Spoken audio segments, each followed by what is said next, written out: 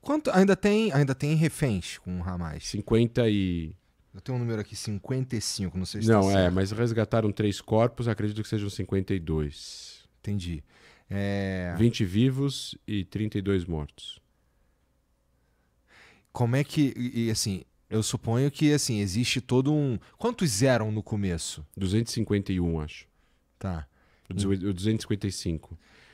Estima-se que esses outros que ainda que estão lá estão vivos. 20 vivos. Já se sabe certeza que 20 estão vivos. A estimativa é que 20 estão vivos e o resto se tem certeza que estão mortos, que foram ou mortos no 7 de outubro ou mortos durante o cativeiro. Entendi. E como é que é feito o trabalho para resgatar ou para trocar? Não, aí é a renegociação direta com o Hamas. Aham. E o Hamas, para poder negociar. E aí a negociação trava em um princípio básico, Igor. O Hamas precisa, na cabeça deles, fazer um acordo que retire o exército de Israel de Gaza e que eles continuem controlando Gaza. Aí eles entregam os reféns. Isso para eles é sinônimo de vitória, Aham. que é, em outras palavras, Israel não conseguiu tirar a gente do poder. Israel precisa, para encerrar a guerra, que o Hamas saia do poder e devolva os reféns. O Hamas precisa ficar no poder, Israel precisa que o Hamas saia do poder. Enquanto que isso não for resolvido, não vai ter um acordo final, vai ter só acordos parciais. Mais 10, mais 5, mais 3 semanas, mais 2 meses, mais um mês. Mas para ter um acordo final, isso não vai ser resolvido porque se o Hamas aceitar a exigência de Israel, o Hamas assume a derrota. E se Israel aceitar, Israel assume, apesar de não ser uma derrota para Israel, porque Israel está devolvendo os reféns, que é um dos objetivos do... Mas, assim, é impensável que Israel deixe o Hamas lá depois de tudo isso, porque vai ser tudo sido em vão. Até pelos palestinos eu digo isso. Porque o Hamas não se importa muito com os palestinos, vai reconstruir tudo, vai demorar anos e vai voltar a fazer alguma coisa parecida com o que eles fizeram no dia 7 de outubro, exatamente. Entendi.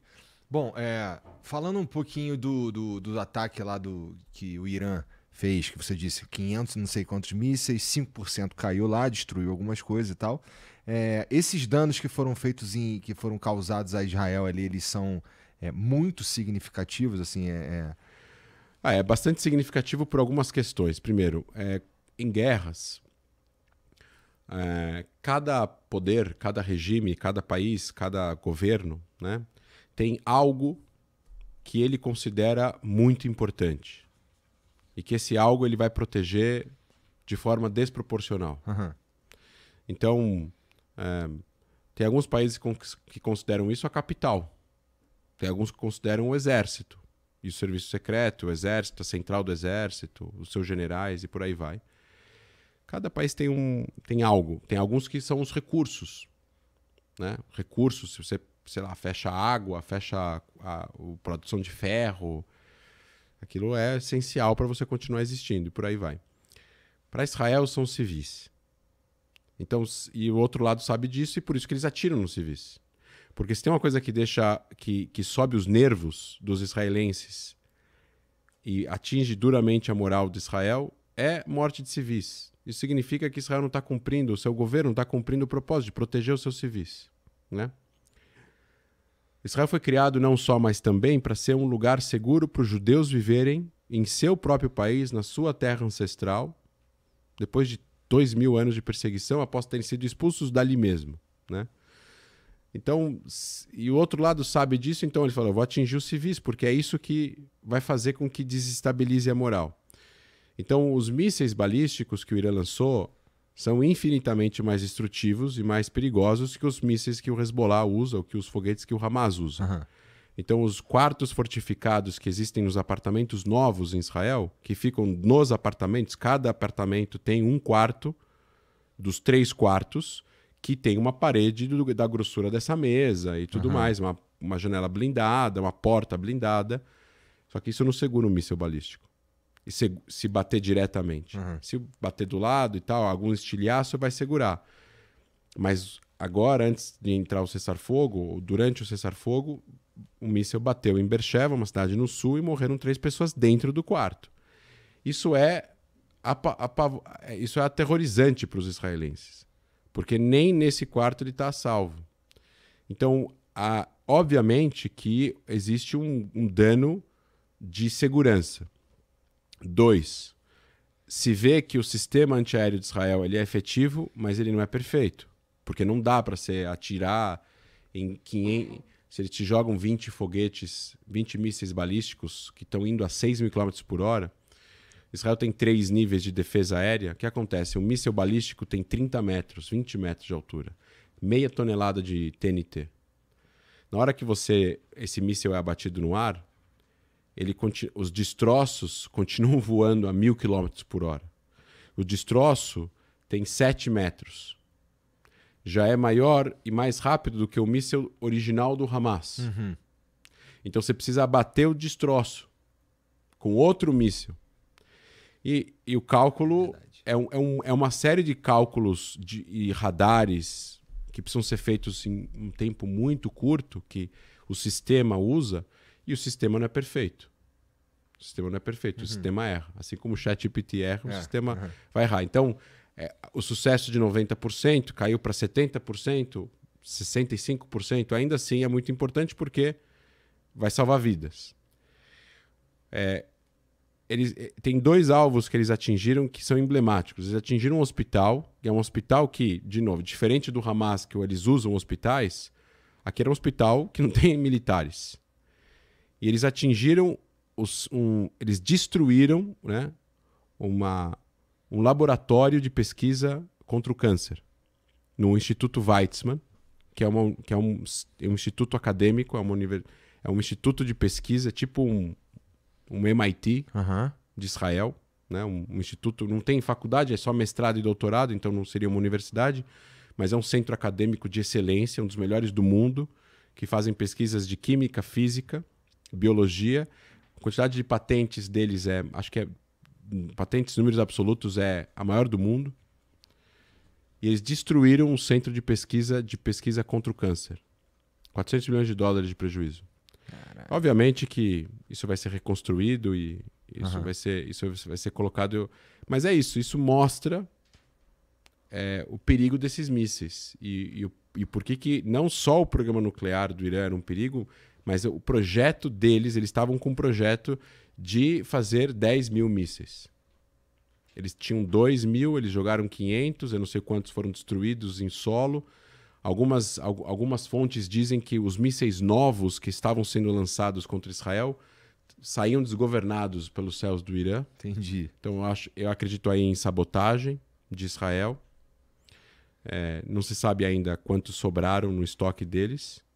Mas para você atirar de forma efetiva, você precisa ter os lançadores. Israel destruiu 3/4 dos lançadores. Então o número de mísseis de uma vez só que eles conseguem atingir diminuiu. Entendi. É isso. Entendi. E quando toca uma sirene lá em Israel, a população também já está treinada para ir para os bunkers. Mas isso não quer dizer que a vida, na semana passada pelo menos, você estava falando lá no começo, estava normal. Tipo, a escola não estava rolando. Não, ao contrário, a vida estava totalmente paralisada. Sabe aquele alarme da chuva que toca aqui em São Paulo? Então toca um alarme alto. É o sinal de 10 minutos.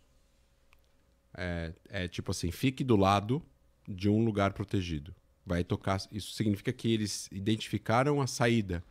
Ou eles estão a caminho de lançar. E aí são 7, 8 minutos, 10 minutos no máximo, que demora para o míssil chegar.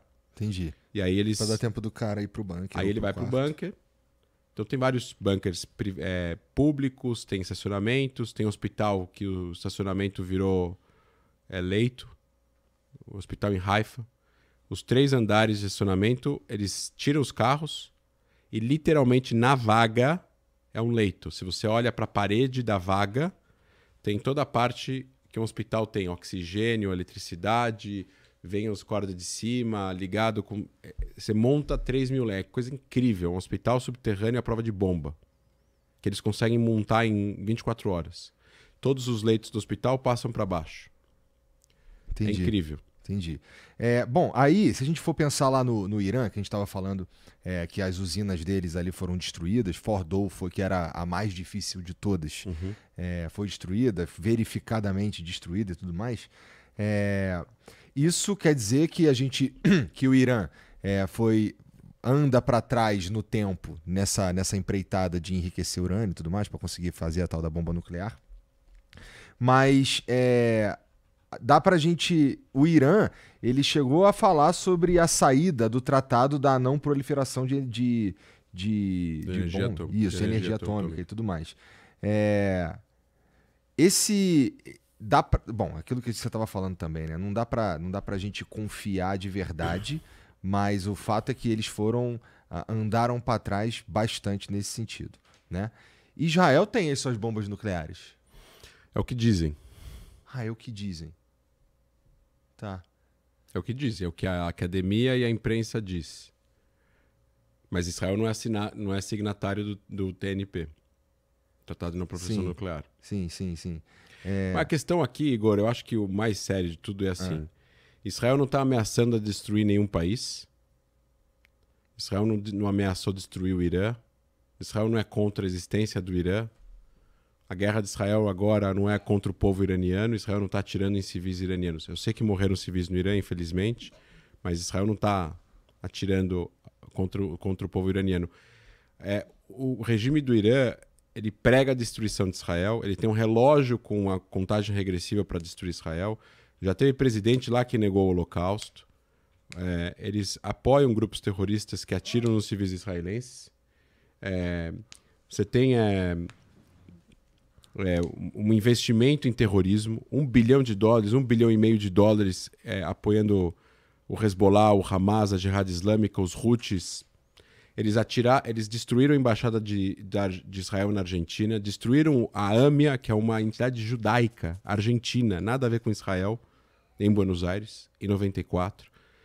Então, assim, eles fazem ações e eles estão construindo essas armas e eles apoiam os grupos que estão atirando em Israel. Então, assim, é diferente.